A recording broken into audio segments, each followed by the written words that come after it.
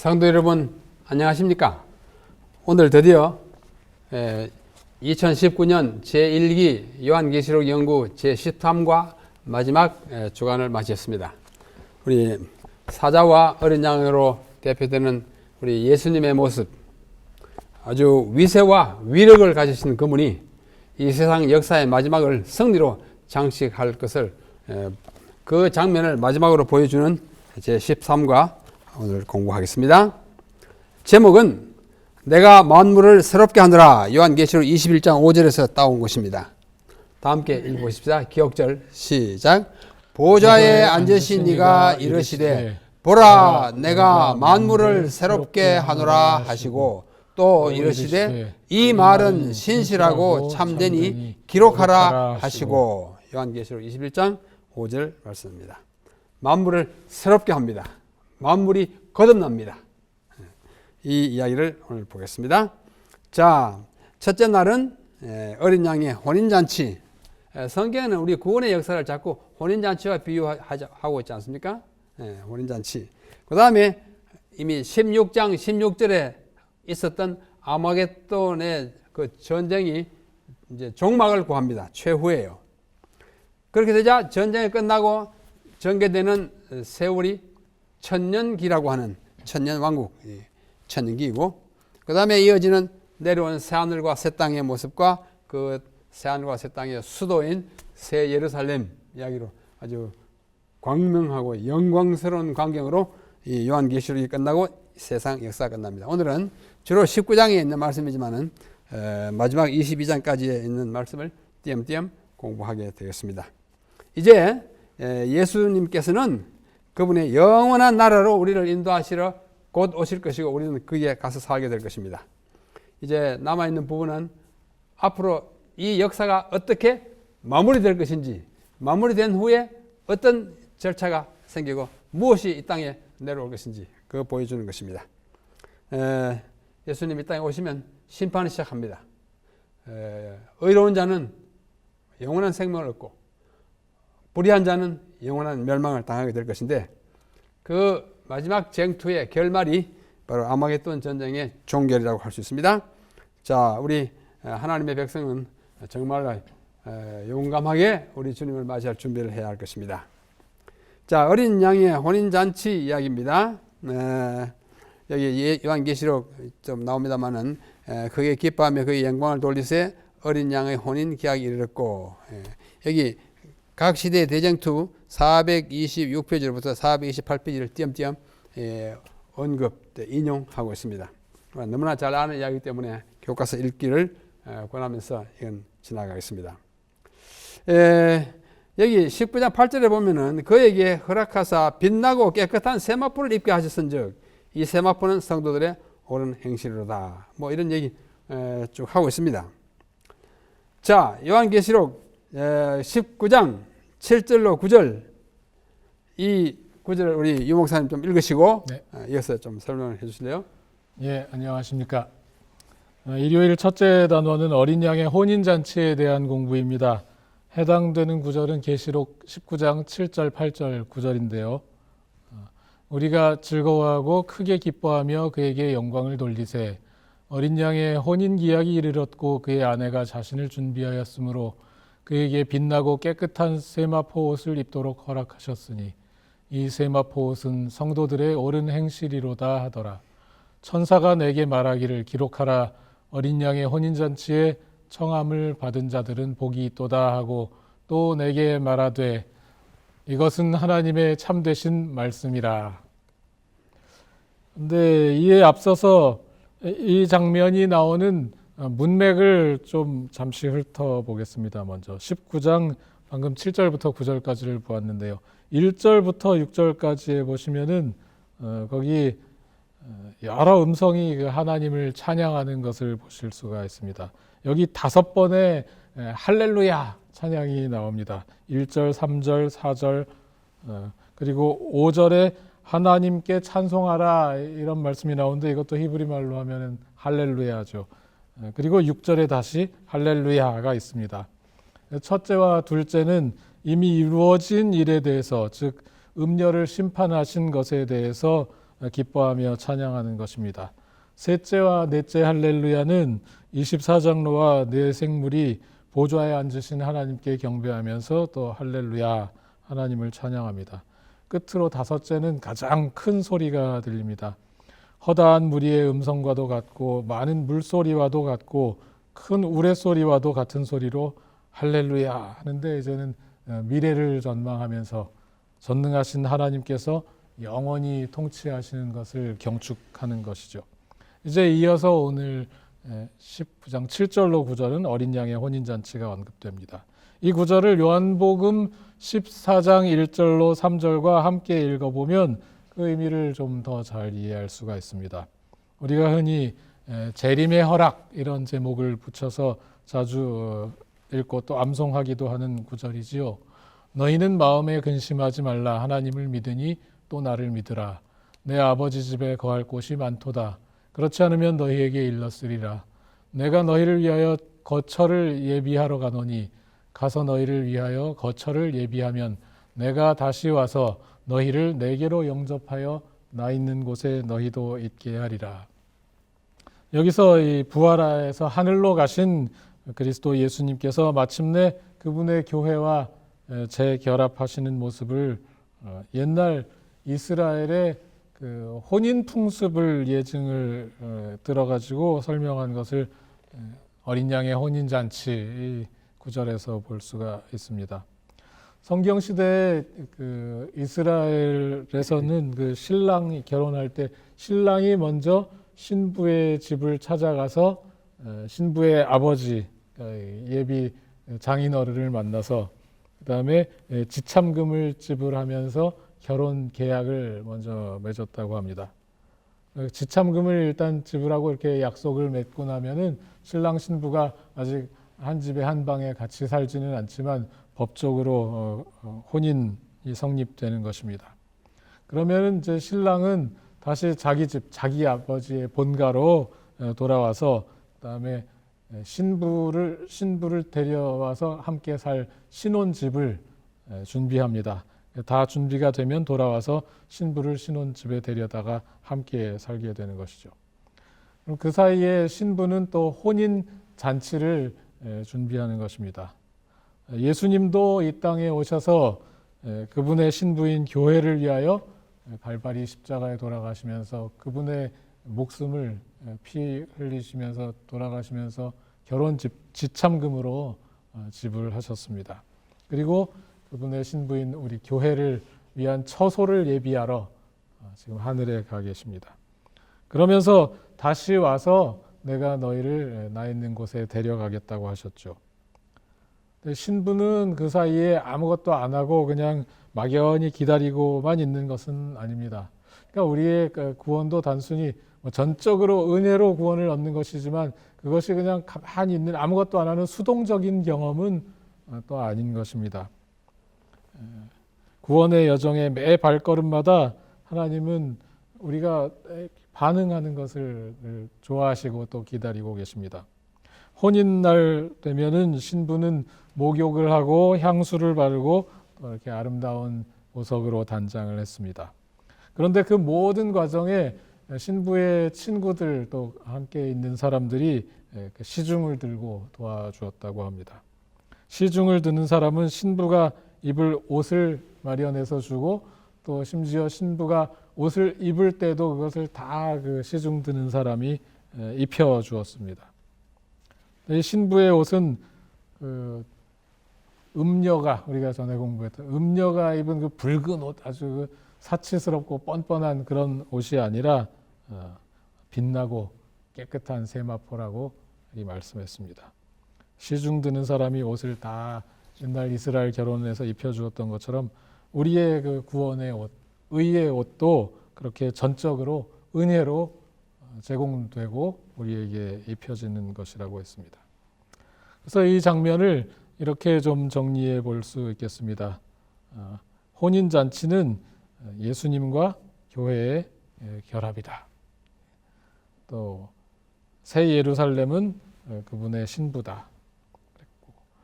빛나고 깨끗한 세마포 옷을 주실 터인데 그것은 또 성도들의 옳은 행실이라고 했습니다.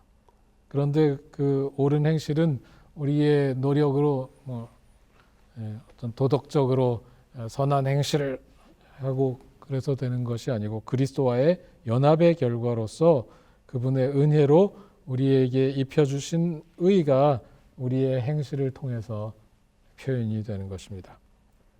우리 교가 저자가 또 이렇게 설명했습니다. 요한계시록은 마지막 때에 하나님의 백성의 경험을 두 가지 관점에서 묘사한다. 그들은 어린 양의 신부이며 또 혼인잔치에 초청을 받은 자들이다. 신부라는 면에서는 오랫동안 기다렸으나 곧 이루어질 그리스도와의 연합을 가리키며, 둘째로 초청을 받은 자들, 하객들이라는 편에서는 그들이 초청에 응답하여 그 큰 날을 위하여 자신들을 준비하여야 한다는 것을 하나님의 백성에게 상기시킨다. 우리 교과를 쓴 그 스테파노비치 교수가 쓴 알기 쉬운 요한계시록에 있는 말씀입니다. 이렇게 어린 양의 혼인잔치에 대해서 알아봤습니다. 그런데 19장 끝부분에 가면 또 다른 잔치가 하나 나옵니다. 계시록 19장 17절로 21절에 보면 이거 잔치라고 부르기도 참 그런데 새들의 잔치. 또 내가 보니 한 천사가 태양 안에 서서 공중에 나는 모든 새를 향하여 큰 음성으로 외쳐 이르되, 와서 하나님의 큰 잔치에 모여 왕들의 살과 장군들의 살과 장사들의 살과 말들과 그것을 탄 자들의 살과 자유인들이나 종들이나 작은 자나 큰 자나 모든 자의 살을 먹으라. 여러 부류의 사람들의 살이 나오는데 그 살을 새들이 와서 다 이렇게 뜯어 먹게 하는 것이죠. 그리고 이 둘이 산채로 유황불 붙는 못에 던져지고 그 나머지는 말탄 자의 입으로부터 나오는 검의 죽음에 모든 새가 그들의 살로 배불리더라. 좀 끔찍하지요. 그러니까 19장에는 두 종류의 잔치가 있습니다. 하나는 우리가 앞서 보았던 어린 양의 혼인 잔치이고, 하나는 새들의 이렇게 글자 수를 맞추다 보면 새들의 잔치 그랬는데 새들의 시체 잔치. 그래서 모든 사람에게는 선택이 주어져 있는데 저 두 잔치 중에 하나에 가게 되는 것입니다. 하나님 편에 서서 어린 양의 혼인 잔치에 청함을 받아서 가든지, 여기는 먹는 잔치고 여기는 먹히는 잔치. 아니면 새들의 저 시체 잔치에 밥상에 올라가서 끔찍하게 새들에게 그 살을 뜯겨 먹히는 새들의 먹이가 되는 그런 잔치인 것입니다. 일요일 단원은 여기까지 하겠습니다. 요한계시록 19장 17절로 21절에 있는 죽은 사람들의 잔치를 어떤 사람이 그림으로 이렇게 잘 그려놨는데요. 온갖 시체들이 널려져 있고 천사가 몇 사람 있고 심판자가 있는 그림이 너무 생생하게 그려져 있어서 소개해 드립니다. 자, 두 잔치 중에 어느 잔치를 택할지는 우리 각자의 선택에 달렸습니다. 우리 모쪼록 먹는 잔치에, 먹히는 잔치가 아니고 먹는 잔치에 참여하도록 우리 다 함께 준비합시다. 자, 둘째 부분은 아마겟돈의 최후입니다. 아마겟돈은 16장 16절에 이제 처음 언급돼서 전쟁이 쭉 계속돼요. 제가 지난번에 한번 그 아마겟돈 전쟁이 하르머기돈, 머기또 산의 전쟁, 거기서 많은 전쟁이 벌어지고 그 산을 점령하는 사람은 전쟁의 승리자가 된다고 하는 그 역사를 제가 말씀드린 적이 있습니다. 또 그 중에 앨런비라고 하는 한 100년 전에 영국 장군의 이야기도 한 적이 있습니다. 그 전투가 마지막 전투입니다. 이 세상의 최후의 전투인데 이제 그 전투가 마지막을 최후를 구하는 것입니다.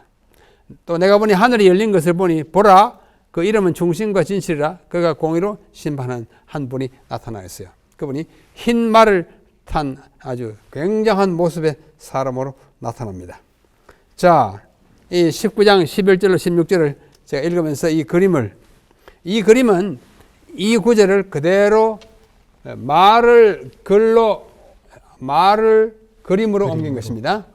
또 내가 하늘이 열린 것을 보니 보라 백마와 그 탄자가 있으니 백말하고 탄자가 있으니 그 이름은 충신과 진실. 저분의 이름이 충신이고 진실이야.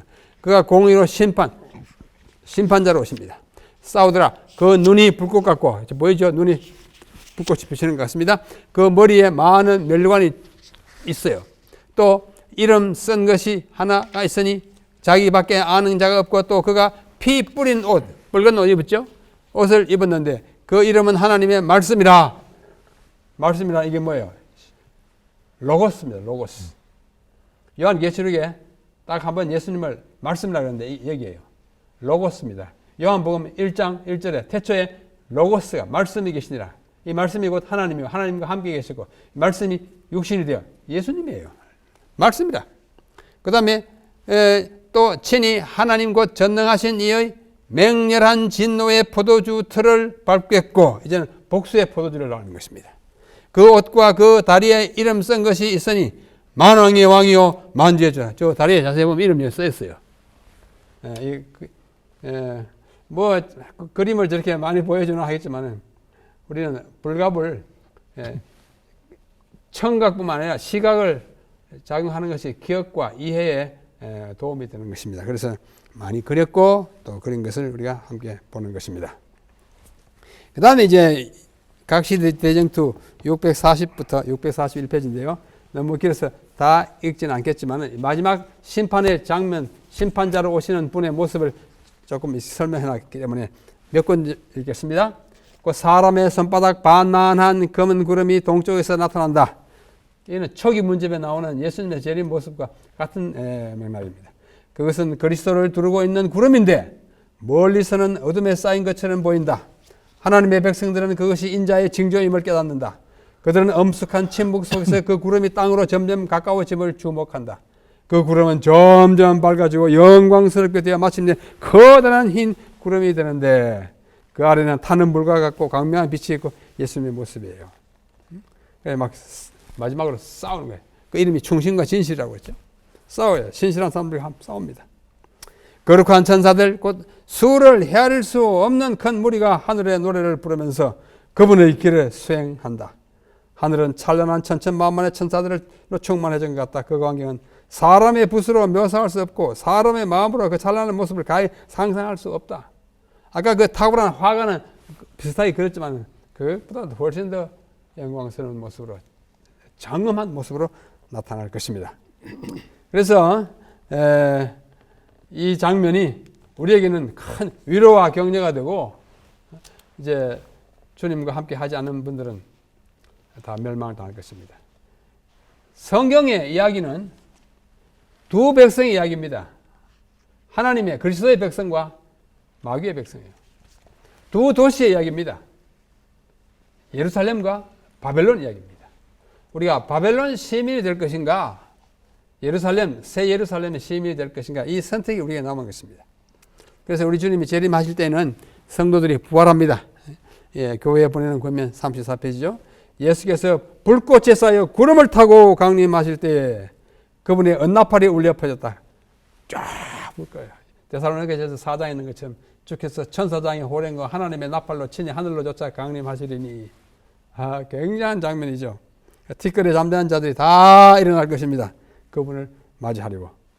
그래서 그때 부활하는 사람은 정말 행복한 사람들입니다.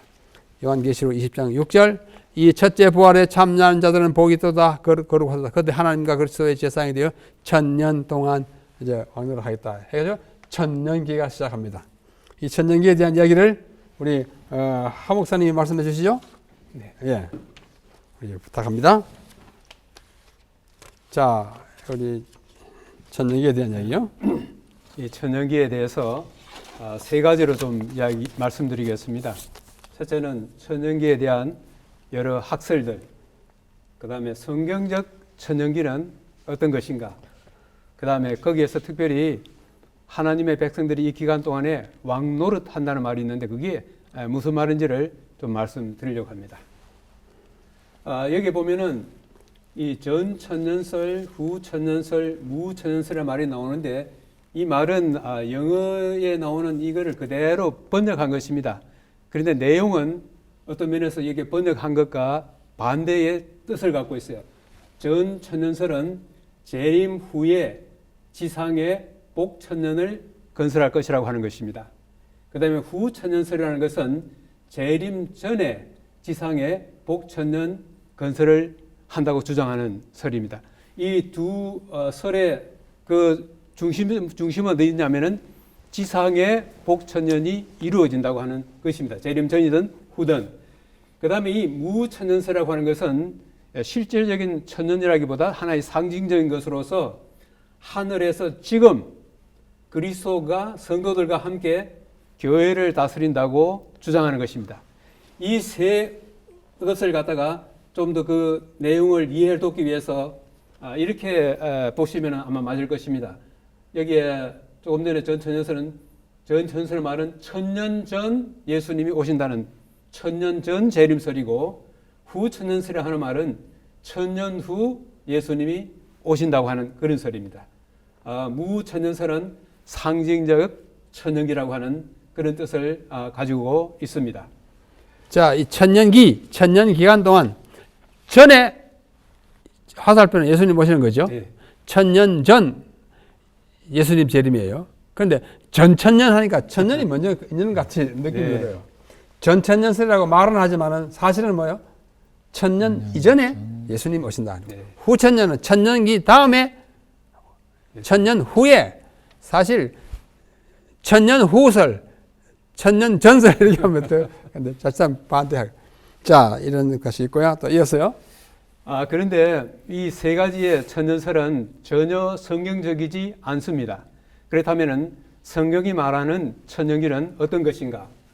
우선 여기에 우리가 이제 계시록 20장 1절부터 쭉 읽어보면은 거기에 무저갱이란 말이 나옵니다. 이 무저갱이란 말은 헬라어로 아비소스인데, 이 똑같은 이 말 70인역에 보면은 창세기 1장 2절에 땅이 혼돈하고 공허하며 흑암이 깊음 위에 있고, 여기에도 아비소스란 말이 사용되고 있어요. 그러니까 지구가 창조되기 이전에 무질서한 무형태의 상태로 이 혼돈된 상태에 있었던 것처럼 이 천년기의 상태가 그런 상태에 놓여 있다는 것을 아비소스라고 하는 이 단어가 이게 우리에게 암시해주고 있습니다. 그 다음에 우리가 지난번 배운 것처럼 여섯째 인, 그때에 예수님이 재림하실 때에 이 땅에 있는 모든 사람들이 산과 바위에게 우리를 갖다 차라리 떨어져서 저 광경을 보지 않게 해달라는 그 장면에서 그때 땅이 완전히 황폐한 상태에 놓이게 이미 되어 있는 것을 볼 수 있습니다. 이때 사단이 결박되고 그 다음에 1천년 후에 반드시 잠깐 놓이는데, 지난주에 제가 말씀드렸던 그 잠깐이란 말은 천년이란 그 긴 기간도 하나님 보시기에 주께는 아주 짧은 기간이지만은 여기에서 나오는 이 잠깐이라는 것은 말 그대로 잠깐인 것입니다. 천년이 지나고 난 다음에 사단이 잠깐 풀려날 것을 이야기하고 있습니다. 이때 첫째 부활과 둘째 부활이 있고, 하나님의 백성이 이 기간 동안에 왕노릇 하는 것으로 되어 있고, 마침내는 사단이 멸망하는 것으로 되어 있습니다. 첫째 부활은 천년 전에 하는 거죠. 그렇죠. 둘째 부활은 천년 후에 하는 후에 거죠. 옵니다. 여기 도표가 나옵니다. 그럼 우리 재림교회는 전천년설입니까? 후천년설입니까? 우리 기간을 따지면 전천년설이 맞습니다. 천년 네. 앞에 저 주님 오시니까. 네. 자, 이걸 도표로 보시면은 천년기는 예수님의 재림으로부터 시작됩니다. 근데 예수님의 재림이 시작되면서 천년기를 기점으로 해가지고 천년기 시작할 때에 하나님의 백성들, 하나님을 믿다가 죽은 하나님의 백성들이 부활하는 것을 첫째 부활을 하고, 이 첫째 부활에 참여하지 못한 사람들, 흔히 우리가 말하는 악인들은 천년기 끝에 다시 부활하는데 우리가 그것을 둘째 부활이라고 그렇게 합니다. 자, 이때 의인들이 부활하고 살아있는 하나님의 백성들이 변화되어서 함께 하늘로 승천하는 그 장면들이 나오고, 살아있는 하나님을 거역하고 믿지 아니했던 그런 사람들을 우리가 악인들이라고 그러는데, 그 사람들이 죽고 사단이 결박되고 그 다음에 마침내 지상이 항폐됩니다. 여기 말하는 사탄의 결박은 이 환경적으로 이 지상이 완전히 항폐되었기 때문에 할 일이 없다고 하는 그런 면에서 환경적인 이 사슬을 여기에 이야기하고 있습니다.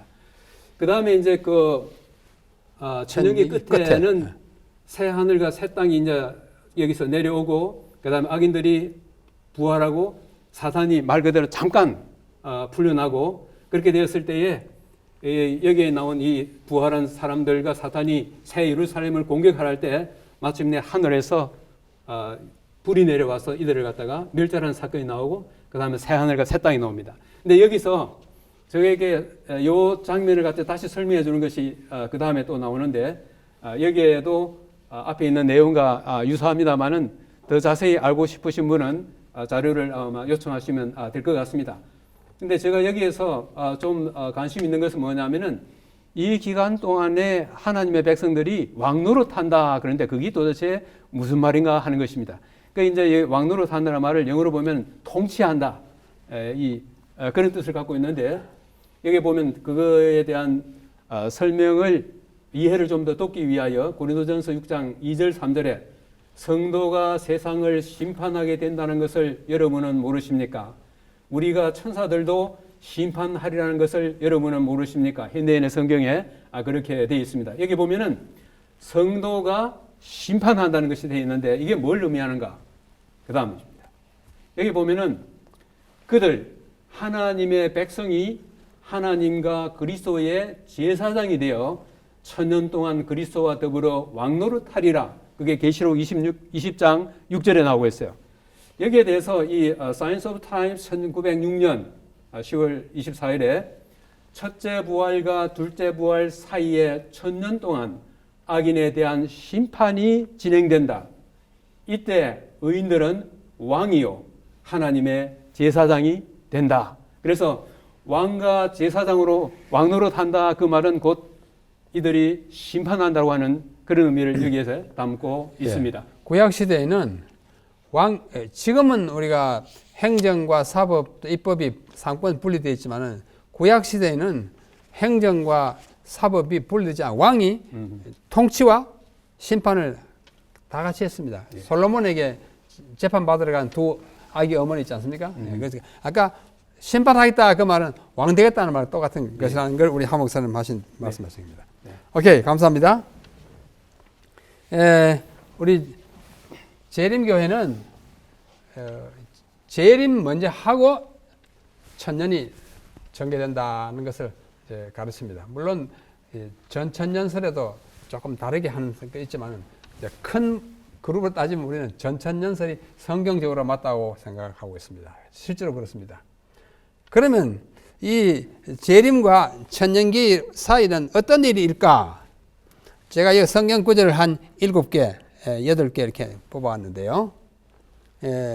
예수님의 재림, 곧 하나님의 말씀이 내려오는 것이에요. 19장 6절에 말씀했죠. 그 다음에 재림 직후에 천년기가 있다는 것, 요한계시 20장에 보면 분명합니다.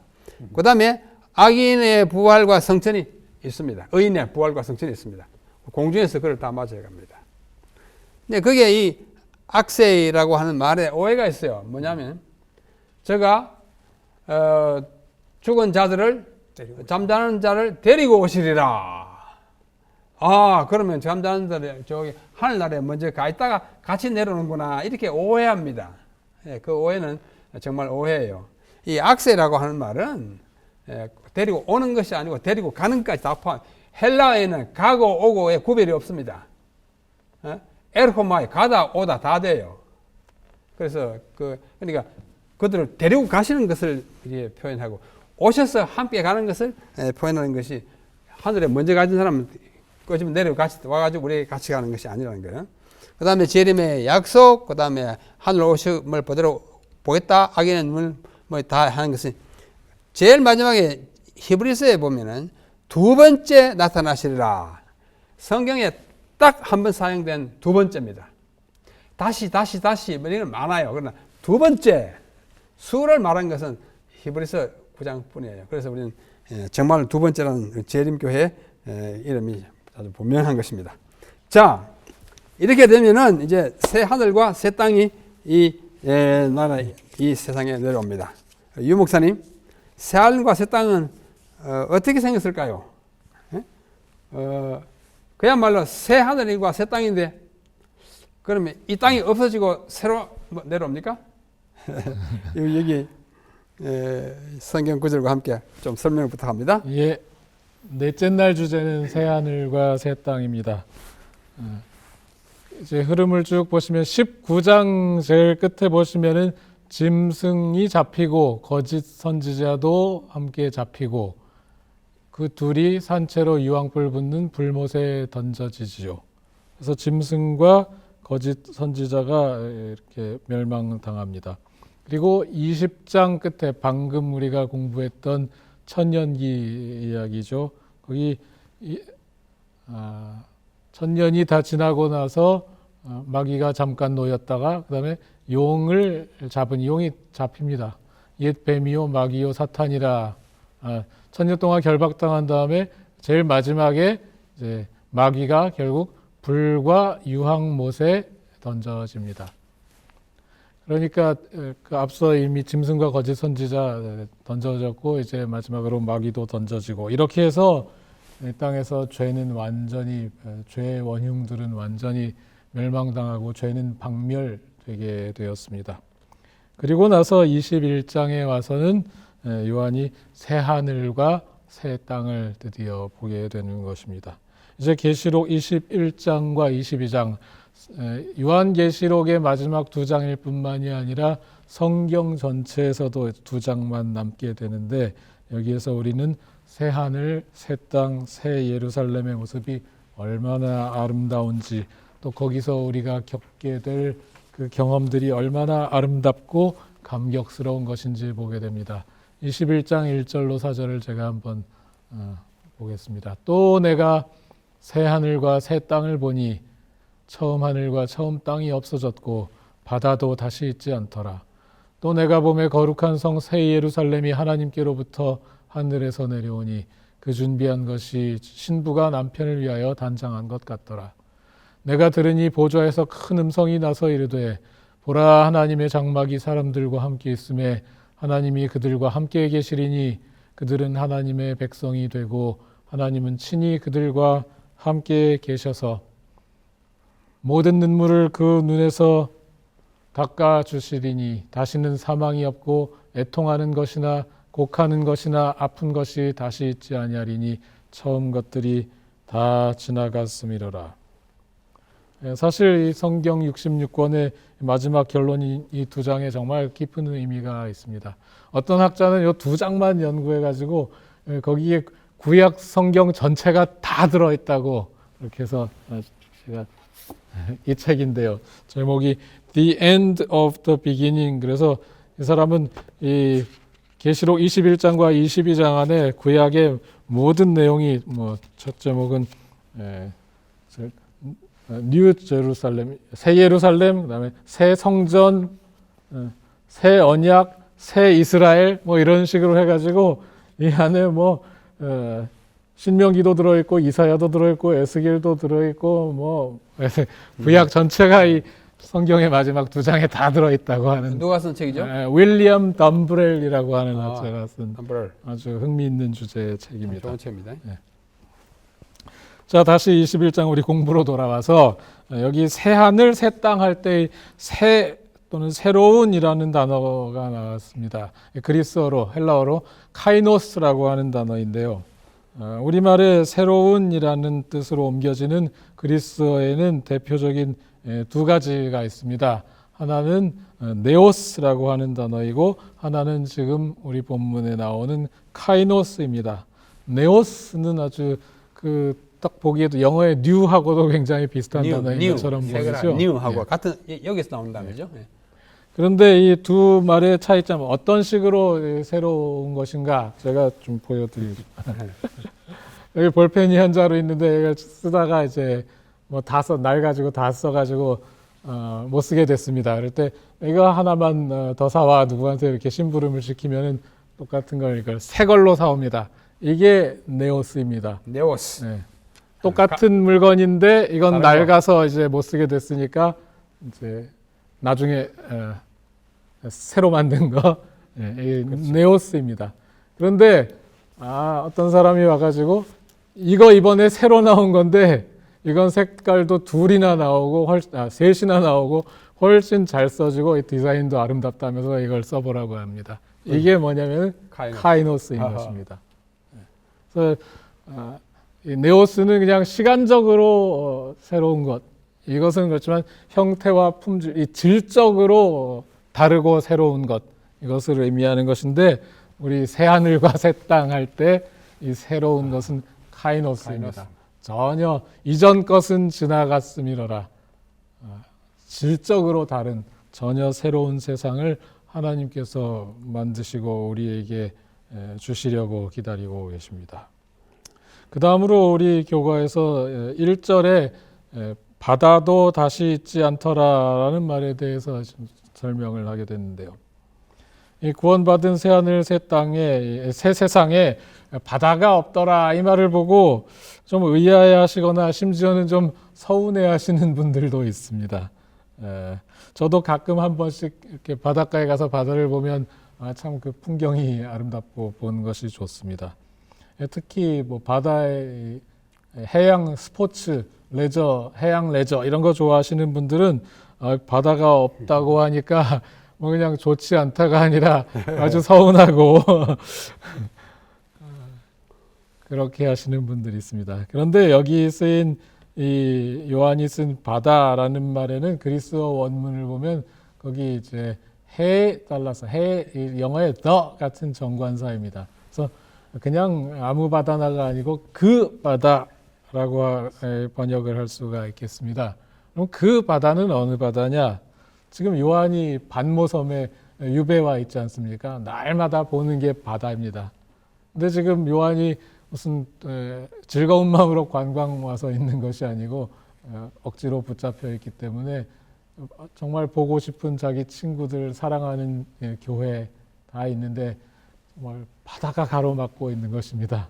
그래서 가지 못하는데 그 바다가 참 이 당시에 요한의 심정으로는 참 원망스러운 바다였겠다. 그래서 그 분리 또 이 고통을 상징하는 것이 바다인데 하나님께서 우리에게 새로 주신 새 세상에는 그런 분리와 고통, 유배를 보내버리는 그런 바다가 없다는 것이죠. 또 바다는 이제 성경에서 자주 구약에 사단이 머무는 리워야단이 사는 곳이 바다입니다. 또 하나님의 백성을 계속 못 살게 굴었던 다니엘 7장의 그 네 짐승도 바다에서 올라왔고 계시록 13장의 그 짐승도 바다에서 올라왔고 하나님의 백성을 이렇게 계속 못 살게 굴고 하나님께 대적하는 그런 존재들의 본거지가 바다인 것입니다. 아무래도 요한에게는 바다라는 것이 굉장히 부정적일 수밖에 없었을 것 같아요. 그래서 바다도 다시 있지 않더라라는 말은 그렇게 좀 이해했으면 좋겠는데 그렇다고 이게 정말 우리가 좋아하는 면의 그 바다가 정말 물리적으로 없는 것인지 아니면 그냥 상징적으로 교훈적으로 이렇게 이야기한 것인지는 유리바다 있잖아요. 그러게 말입니다. 그 유리바다는 또 어떤 건지 우리가 뭐 물리적으로 설명할 길이 없어서 잘 모르겠어요. 어쨌든 간에 그런 지금 있는 그 짠물의 바다가 있든 없든 간에 하나님이 우리에게 마련해 주실 것은 정말 훨씬 더 아름답고 좋은 것이 뭐 있을 것이라고 생각이 됩니다. 그다음에 이제 3절에 보면은 하나님의 장막이 사람들과 함께 있음에 하나님이 그들과 함께 계시리니 이런 말씀이 있었죠. 구약 시대에 속죄의 일이 지나고 나면은 그 해의 모든 죄의 문제가 다 해결되고 그 죄 때문에 걱정하던 것으로부터 다 해방되고 나면 곧 이어오는 절기가 무엇인가 하면 초막절입니다. 장막절입니다. 장막을 치고 사는 것인데 그때는 정말 기쁨에 온전히 기쁨이 있는 시간입니다. 그래서 심지어는 그 초막을 만들 때 금식을 하면 안 되는 그런 규정도 있었어요. 이제 인간의 역사에서도 모든 그 죄의 문제가 다 해결되었습니다. 짐승, 거짓 선지자, 마귀가 다 유황불 못에 던져지고 이제 새하늘과 새 땅이 이루어지고 우리는 하나님의 그 기쁨의 장막에 하나님과 함께 거할 시간이 남아 있는 것입니다. 그리고 주님께서 함께 하시는 그곳에는 더 이상 슬픔과 고통과 사망이 없습니다. 죄가 멸망됐고 사망이 사망했기 때문에 더 이상 그런 것들이 없습니다. 나사로의 누이인 마르다와 마리아가 예수님을 만났을 때 주께서 여기 계셨더라면 우리 오라비가 죽지 않았을 텐데요 했던 것처럼 말 그대로 주님이 계신다면, 주님이 계신 곳에 더 이상 죽음은 없습니다. 슬픔과 고통 더 이상 없는 것입니다. 그런 것들은 다 죄 때문에 생겨난 것들이었습니다. 그러나 이제 죄의 소멸로 이전 것들은 다 처음 것들이 다 지나갔더라 하는 곳이 바로 이곳입니다. 정말 어서 속히 꼭 가보고 싶습니다. 자, 제가 일 마치면서 우리 남 목사님 제가 기억하기로는 이 새하늘과 새 땅 굉장히 좋아하시는 주제지 않습니까? 은퇴하실 때 고별 강연도 이 주제로 하셨고 또 그런 그렇죠. 우리 재림교회 세계적인 석학들이 다 모여서 재림교회 교리를 이렇게 한 편씩 맡아서 만든 Theological Handbook of SDA Theology라는 책이 있는데 거기서도 또 우리 남 목사님이 새하늘과 새 땅 챕터를 그렇죠. 쓰셨어요. 그래서 새하늘과 새 땅이야 뭐 어찌 저만 좋아하는 독점물이겠습니까? 우리 모두 선망하는 거고. 우리 하는 동안 계속 이 진행자의 역할을 자처하셔서 우리가 남 목사님께 직접 배우는 시간이 없어서 좀 아쉬웠는데 좀 말씀을 해주시면 좋겠어요. 참 정말 새하늘과 새 땅은 우리가 상상할 수 없는 좋은 곳입니다. 끝없는 조화, 끝없는 평화, 무한정한 사랑과 기쁨, 그리고 자원에서 우러나오는 경배, 또 친구 동료들 사이에 막힘없는 소통, 뭐 이런 것들이 새하늘과 새 땅의 특징이에요. 엘렌 화이트 저서들에서 다 새하늘과 새 땅에 관한 것을 뽑아보면 정말 가봄직하고 속히 가고 싶은 그런 곳입니다. 특히 그 가운데 제일 이제 좋은 곳은 뭐냐면 새 예루살렘이에요. 새 예루살렘이 얼마나 좋은 곳인지 우리 함께 가게 되겠습니다. 자, 새하늘과 새 땅에 대한 이야기는 요한계시록 21, 22의 마지막 두 장과 그 다음 이사야서 마지막 두 장, 65, 66장에 있습니다. 잘 보시기를 바랍니다. 새하늘과 새 땅. 이사야는 이게 조건적 새하늘과 새 땅입니다. 원래 이스라엘 백성들이 지상 역사의 어느 시점에 이렇게 좋은 낙원이 올 것이다. 너희들이 하나님께 순종하고 잘 충성하면. 그러나 그들이 그리 하지 못해가지고 실패해가지고 이제 영적 이스라엘에게 우리 진짜 새하늘과 새 땅으로 그 약속이 옮겨지는 그런 상황이라는 것을 염두에 두고 보시면 좋겠습니다. 자, 그 수도 정말 새하늘과 새 땅 우리 다 같이 가야 되겠어요. 근데 그 수도 예루살렘이 더 구체적으로 언급되어 있습니다. 요한계시록 22장. 우리 하 목사님 차례였습니다. 그 예루살렘이 도대체 어떤 곳인지 성경 구절을 좀 읽으시고 그 다음으로 넘어갈게요. 새 하늘과 새 땅, 새 예루살렘에 가보고 싶으십니까? 여기에 대한 모든 그 의문들은 거기에 대한 답은 우리가 거기 한번 가봐야 합니다. 그날 가셔가지고 그 다음에 이제 계시록 21장과 22장을 우리가 읽으면서 그 읽는 것 자체에서 우리가 그것을 명상할 때에 이미 이 땅에 있지만은 새 하늘과 새 땅, 새 예루살렘을 우리가 볼 수 있는데 특별히 오늘 새 예루살렘에 있는 이 말씀을 이제 한번 읽고 또 제가 수정같이 맑은 생명수의 강을 내게 보이니 하나님과 및 어린 양의 보좌로부터 나서 길 가운데로 흐르더라. 강 좌우에 생명나무가 있어 12가지 실과를 맺히되 달마다 그 실과를 맺히고 그 나무 잎사귀들은 만국을 소성하기 위하여 있더라. 다시 저주가 없으며 하나님과 그 어린 양의 보좌가 그 가운데 있으리니 그의 종들이 그를 섬기며. 오늘 저는 이 예루살렘에 대하여 한 4가지로 좀 한번 생각해 보려고 합니다. 새 예루살렘에 나오는 숫자, 두 번째는 새 예루살렘의 문, 그리고 세 번째는 예배의 중심지인 새 예루살렘, 그리고 넷째로는 임마누엘의 완성인 새 예루살렘. 이 네 가지를 한번 살펴보도록 하겠습니다. 우리가 계시록 21장과 22장을 통해서 읽으면 특히 21장에 새 예루살렘의 기본을 이루는 숫자가 나오는데 12입니다. 12문, 거기 12지파의 이름이 있고 12기초석, 12사도의 이름들이 있습니다. 이 숫자를 12 더하기 12 하면은 24가 나오는데 우리는 계시록 4장과 5장에서 24장로의 모습이 거기 나옵니다. 이 24장로는 구약과 신약의 하나님의 백성을 상징하기에 적합한 숫자라고 볼 수가 있습니다. 이번에는 12 곱하기 12 이렇게 하면은 144가 나오고 여기에 많은 수를 상징하는 천, 우리가 성경에 천사의 수를 천천만만이라고 이렇게 하는데 그걸 합하면 14만 4천이 됩니다. 이것은 아무라도 능히 셀 수 없는 하나님의 백성을 상징하기에 적합한 수라고 볼 수가 있습니다. 그래서 12 더하기 12, 12 곱하기 12 곱하기 1000 하면은 구원받은 하나님의 백성을 상징하는 숫자라고 그렇게 볼 수가 있습니다. 그 다음에 이 새 예루살렘의 문입니다.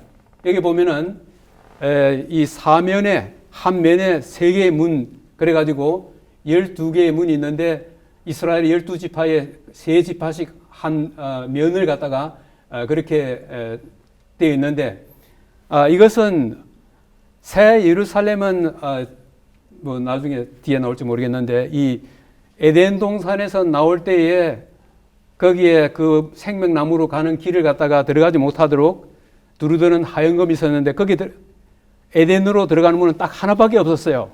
근데 새 예루살렘은 동서남북 사방에서 어디든지 들어갈 수 있는 그렇게 오픈되어 있다는, 열려 있다는 그런 하나의 특징이 있습니다. 여기에 말씀드린 것처럼 그래서 여기 12지파의 이름을 제가 볼 때에 이스라엘 전체를 갖다가 이야기할 때에 12지파의 이름을 들어서 이야기하고 있습니다.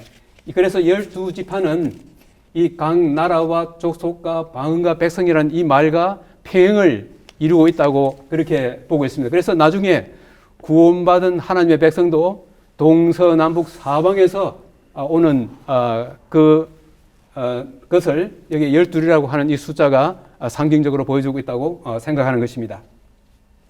그래서 새 예루살렘의 문에는 12지파, 세 지파가 각 한 면씩 했는데 이것은 각 나라와 족속과 방언과 백성이라고 하는 이 말씀과 평행을 이루고 있다고 봅니다. 그 다음에 이제 그 새 예루살렘을 예배의 중심지라고 본 것은 이 한 면이 12,000 스타디온인데 여기에 이제 정육면체를 갖다가 여기에 이제 그 가로, 세로, 높이 똑같은 이 예루살렘에 대한 그 숫자를 여기에 나타나고 있는데 이 열왕기 상 6장 20절, 여기 열왕기 상 6장 20절에도 하나님의 지성소로도 가로, 세로, 높이가 똑같은 정육면체입니다. 그래서 지성소에는 하나님이 자정하는 곳이기 때문에 이 정육면체라고 하는 것은 하나님이 임재해 계시는 곳, 곧 우리 예배의 중심지라고 그렇게 볼 수가 있을 것입니다. 예, 그 1200 스타디온이고 그 12개의 그러니까 정육면체니까 하나, 둘, 셋, 넷, 위에도 하나, 둘, 셋, 넷, 밑에도 하나, 둘, 셋, 넷. 그러니까 변이 12개입니다. 예, 맞습니다. 각각 12,000이니까 곱하기 12 하면은 13만 4천이 돼요. 예, 예. 이걸 내가 전에 이걸 생각하지 못했는데 잘 가르쳐 주셔서 감사합니다. 그래요. 그런데 여기에 그 14만 4천을 이야기하면서 이것은 예수님의 재림 때 죽음을 보지 않고 변화함을 입은 14만 4천인을 반영한다고 우리 교과 192페이지에 이렇게 이야기하고 있는데, 근데 제가 볼 때는 그 다음에 여기에 있는 그 다음에 나오는 말씀을 한번 읽으면 여기에 그 정육면체는 아까 말씀드린 것처럼 지상성소의 성소도 가로 세로 높이가 같고 새 예루살렘도 이 하여튼 가로 세로 높이가 같은 정육면체, 입방 육면체 것이다라고 하는 그런 면을 여기서 보여주고 있습니다. 그러니까 형태가 정육면체라는 점에 있어서 새 예루살렘과 지성소가 공통점이다. 그 말씀이죠? 네. 예. 여기에 그 영적 선물 3권 87페이지에 보면은 새 예루살렘에 가서 살 사람들이 어떤 사람들인가? 하나님께서 최후로 지구를 정결하게 하실 때 그분께서 홍수의 와중에서 의인 8명을 싣고 있었기 때문에 방주를 보존하셨듯이 의로운 아벨로부터 살아있는 마지막 성도에 이르기까지 모든 시대의 신실한 자들이 들어있는 새 예루살렘을 보존하실 것이다. 이렇게 생각했을 때 그러니까 아까 한 목사님이 그러나 내용이 이거죠. 예, 그렇습니다. 알겠습니다. 그래서 새 예루살렘에 거주할 사람들은 살아서 갈 그 사람들만을 이야기하는 것이 아니라 그보다 폭이 훨씬 넓다고 하는 것을 여기서 좀 그런 말씀드리고 암시가 있다, 있습니다. 그죠? 네네. 그다음에 제가 여기 이제 그 아까 우리 유 목사님 읽으신 그 말씀 가운데 하나님의 장막이 사람들과 함께 계신다 하는 그 장면이 나오는데 하나님이 사람과 함께 하신다 그 말은 무엇입니까? 임마누엘입니다. 그래서 임마누엘을 보면서 이 범죄 이전의 에덴 동산에서는 하나님이 아담과 함께 계셔서 최초의 임마누엘이 그곳에 있었습니다. 그러나 범죄 후에는 이 사람이 에덴으로 들어갈 수 없지만은 하나님께서 대신 나오셔가지고 출애굽기 25장 8절에 내가 너희를 위하여 거할 성소를 지어라 그랬습니다. 그래서 성소를 통하여 하나님께서 우리 다시 임마누엘이 되셨습니다.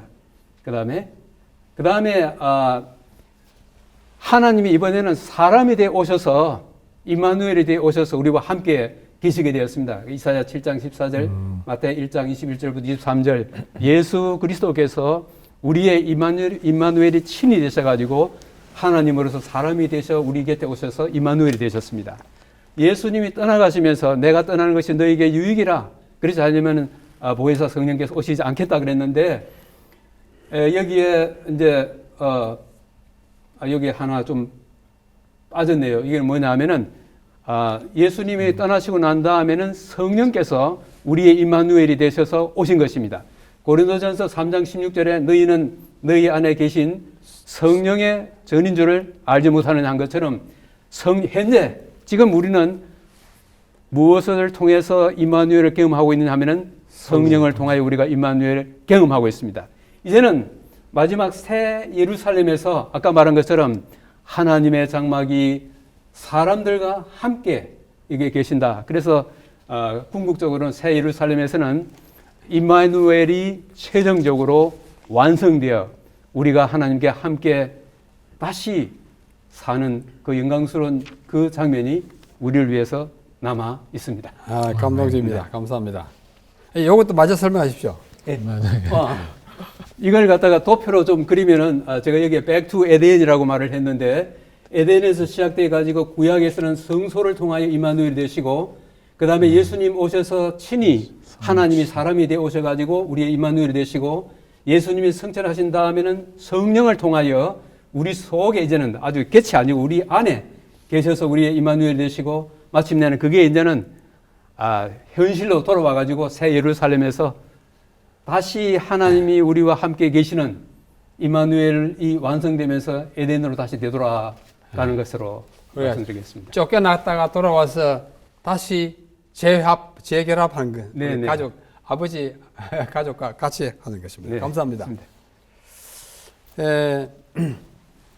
정육면체 새 예루살렘이 12,000 스타디온, 또 높이가 12,000 이렇게 정육면체. 이게 오늘날의 예루살렘의 모습입니다. 감람산에서 찍은 것이에요. 여기에 이제 그 성전터에 있는 그 지금은 모슬렘, 이슬람교인들이 차지하고 있는 곳이 여기가 옛날에 성전터예요. 그 다음에 이쪽에 뭐 킹 데이비드 호텔이 있고 우리 재림교회는 요 옆에 여기 있는데요. 여기에 헌 예루살렘에 새 예루살렘이 지금 내려오는 모습입니다. 그러나 이 크기에 비해서 요만한 작은 새 예루살렘일까? 그렇지 않습니다. 정육면체예요. 21장 계시록 16절에 보면 그 성은 네모가 반듯하면 정사각형이고 장광 넓이와 길이가 같고 그 갈대로 말은 말입니다. 그 성을 청량하니 12,000 스타디온. 12,000 스타디온은 마일로 하면 1363마일입니다. 그 다음에 이걸 우리가 더 친숙한 킬로미터로 하면은 2193km야. 이게 한쪽이 2193km예요. 근데 장과 광과 고가 길이, 사로와 세로와 높이가 같더라 해가지고 이렇게 모양이 이렇게 된대요. 자, 여기 제가 조금 작은 글자로 해놨는데요. 미국에 계신 분들을 위해서는 LA, 로스앤젤레스에서 뉴욕까지 거리가 2780마일이에요. 제가 사진 찾아봤어요. 이걸 킬로미터로 바꾸니까 4464km입니다. 뉴욕에서 LA까지. 이 거리에 2193km니까 그것의 약 절반 되는 거리 한쪽 변이에요. 새 예루살렘이. 굉장히 큽니다. 아메리카 대륙을 절반을 차지해요. 그 다음 우리 한국식으로 하면은 서울에서 부산까지 철도, 그러니까 388km예요. 이것의 5.65배입니다. 굉장히 길어요. 그래서 2200, 약 2193이지만은 2200km 곱하기 2200km 하면 넓이가 나오지 않겠습니까? 넓이가 484만 제곱킬로미터예요. 그것은 우리 한반도의 넓이가 22만 평방킬로미터인데 이거 484만 평방킬로미터를 한반도, 남북한 22만으로 나누면 22배입니다. 한반도의 22배나 되는 넓이를 차지하는 새 예루살렘 크기예요. 아까 우리 한 목사님 말씀하신 대로 이게 모세의 성소에서 여기에 지성소잖아요. 10규빗, 높이도 10규빗이에요. 아까는 열왕기상에 있는 것은 솔로몬이 지은 성전도 그거는 20규빗이고 이는 10인데 그러나 모양은 정육면체라는 점에서 새 예루살렘의 정육면체는 성소나 성전의 지성소의 형태와 같다. 하나님이 계시는 곳이다. 이런 것을 이제 우리에게 추출하는. 이게 내려오는 새 예루살렘의 모습을, 정육면체 모습을 또 다른 분이 그림을 이렇게 그렸고 또 다른 분이 이렇게 그림을 그렸어요. 뭐 문에다가 이름을 막 써놨어요. 그럼 여기 써놨어요. 뭐 야곱이도 있고 이름 좀 있습니다. 자, 이걸 이제 세계 지도를 놓고 볼 때 새 예루살렘이 방금 우리가 계산한 것에 의하여 이다가 새 예루살렘 내려오면 얼마만큼 차지하는가? 예루살렘과 이게 무슨 반도죠? 아라비아 반도와 이집트하고 그리스까지 다 차지할 만큼 크게 늘어오는 것입니다. 예? 안 들어옵니다. 이걸 북아메리카 갖다 놓으면 이렇게 차지합니다. 이게 플로리다 해서 여기 뉴멕시코가 다 약 절반을 차지합니다. 조금 더. 뉴욕에서 LA까지의 절반 되는 거리가 한쪽 변이에요. 이게 차지. 이게 5대호 거의 다 차지하고, 인디아나폴리스가 큰 가운데 있습니다. 오스트레일리아, 호주에 갖다 놓으면 한 3분의 1 차지합니다. 굉장히 큰 것입니다. 이렇게 황금 도성이에요. 이렇게 빛나는 도성입니다. 그래서 어떻게 아름다울까? 금도성 예루살렘. 사람들이 상상의 한계 안에서 그린 새 예루살렘의 끝빛나는 모습이고, 어떤 분은 이렇게 그렸고 어떤 분은 이렇게 그렸어요. 둘 다 이게 진짜 아닙니다. 상상이 하는 대로 화가가 그린 것이다 하면 이보다 더 아름답고 휘황할 것이라고 저는 생각합니다. 자, 이제 오늘 13기에 13과에 걸친 제1기 안시학 교과를 마치게 되었습니다. 마지막 깊은 연구를 위하여 대신에 요한계시록 연구를 마치면서 이 송별의 고별의 말씀을 드리고자 합니다. 사랑하는 그리고 존경하는 재림 성도 여러분, 우리는 지난 3개월 동안 성경의 마지막 책이요 세계 역사의 예언인 요한계시록을 열심히 연구해 왔습니다. 이제 우리는 이 세상 역사가 어디까지 흘러왔으며 앞으로 남은 것이 무엇인지를 명확하게 알게 되었습니다. 아직 성취되지 아니한 예언들은 극히 소수에 불과합니다. 바야흐로 우리는 오늘 공부한 천년 왕국과 새하늘과 새 땅이 우리의 눈앞에 전개될 시점에 이르렀습니다. 이제 우리 새 나라에 들어갈 준비를 해야 하겠습니다. 이 세상에 대한 애착을 다 버리시고 새로운 세상을 맞이하십시다. 히브리서 10장 37절을 말씀하십니다. 잠깐 후면 오실 이가 오시리니 지체하지 아니하시리라. 오직 나의 의인은 믿음으로 말미암아 살리라. 또한 뒤로 물러가면 내 마음이 저를 기뻐하지 아니하리라고 하셨습니다.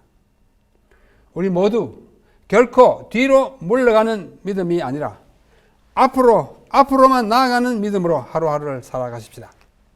그러다가 곧 오실 우리 주님을 다 맞이하시게 되기를 간절히 바랍니다. 우리가 배운 요한계시록 2장 10절 필라델피아 교회에게 보낸 그 기별 가운데 말씀하기를 끝부분에 네가 죽도록 충성하라 그리하면 생명의 멸관을 내게 주리라. 이것이 어찌 필라델피아 교인들에게만 하는 권면이겠습니까? 우리 모두에게 해당하는 것입니다. 그 때문에 우리가 한 기 동안 요한계시를 공부했습니다. 사도 바울이 말했습니다. 내가 이제 죽게 됐다고. 그죠? 감옥에서. 그러나 이제후로는 나를 위하여 의의 멸관이 준비됐다고 그는 믿고 안다고 말했습니다. 그분이 말씀한 바 또 여러분도 위한 의의 멸관이 예비되어 있습니다. 아마 이보다도 더 아름다운 멸관일 것입니다. 참 제가 찾은 멸관 가운데 가장 아름다운 멸관을 골라왔습니다. 우리 모두 이 멸관을 받아쓰게 되기를 바랍니다.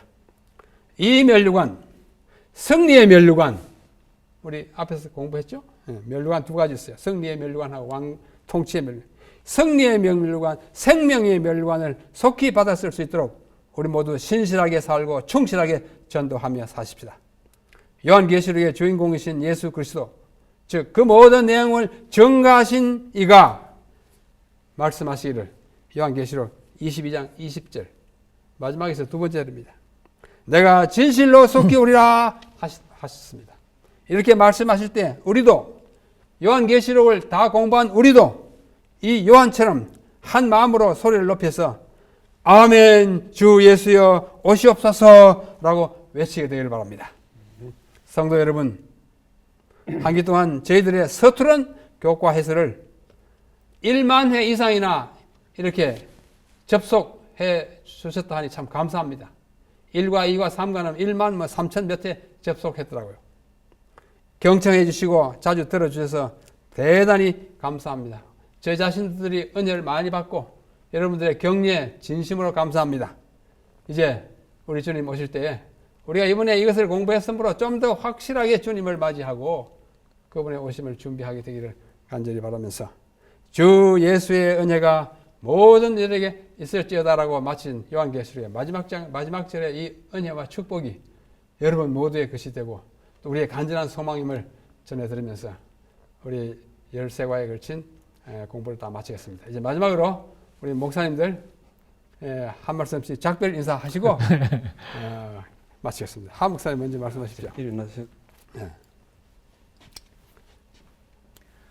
저는 지방에 있는 관계 때문에 여기에 자주 참석을 못했습니다만은 나머지 세 분 목사님들께서 참으로 수고를 많이 하셨습니다. 저의 이 성경에 대한 그 이해가 여러 가지로 참 부족하지만은 시청해 주셔서 감사합니다. 이 하나님의 계시는 제가 볼 때는 점진적이라고 생각합니다. 특히 이 계시록도 그렇기 때문에 지금 우리가 다 이해하지 못할지라도 시간이 지남에 따라서 더 밝은 빛이 주어져서 더 확실하게 이해할 때가 올 것이라고 생각합니다. 그때까지 우리 모든 분들 다 건강하시고 또 우리가 이 하나님의 말씀과 또 기도로서 이 성경의 원만한 그 강명에 넉넉히 이르게 되시는 분들 되시기를 바라면서 감사드립니다. 자, 우리 유 목사님, 하 목사님 서십시오. 말씀하시고.